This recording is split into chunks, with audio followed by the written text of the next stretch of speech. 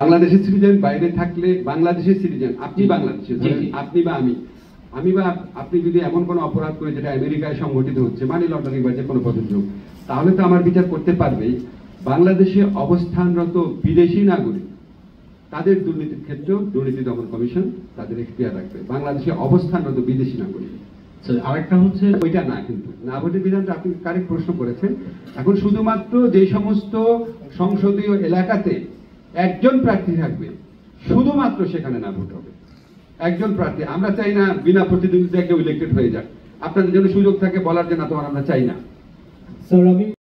এমনকি sub registrar IGR অফিসে আছেন, আইন কমিশনে বিচার বিভাগীয় কর্মকর্তারা আছেন, প্রশাসনিক দায়িত্ব পালন করেন, নির্বাচন কমিশনে আছেন, আইন মন্ত্রণালয়ে।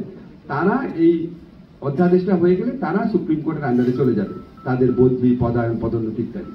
কিন্তু যারা বিচারিক কার্যক্রম করেন না, প্রশাসনিক কার্যক্রম করেন আইন মন্ত্রণালয়ে, তারা আইন মন্ত্রণালয়ের আন্ডারে থাকবে। এটাই স্পিরিট। পৃথক সচিবালয় গঠনের সব দেশে এটাই হচ্ছে স্ট্যান্ডার্ড প্র্যাকটিস। যে হচ্ছে আদালত যখন পলাতক ঘোষণা করে, আপনি আদালত যেদিন আপনাকে আসতে বলছে সেদিন যখন আপনি আসছেন না, তারপর পত্রিকাতে একটা বিজ্ঞাপন দিল, তারপর আপনি আসছেন না, আদালত আপনাকে পলাতক ঘোষণা করবে। সেটা বিচার চলাকালীন সময়ই পলাতক হয়।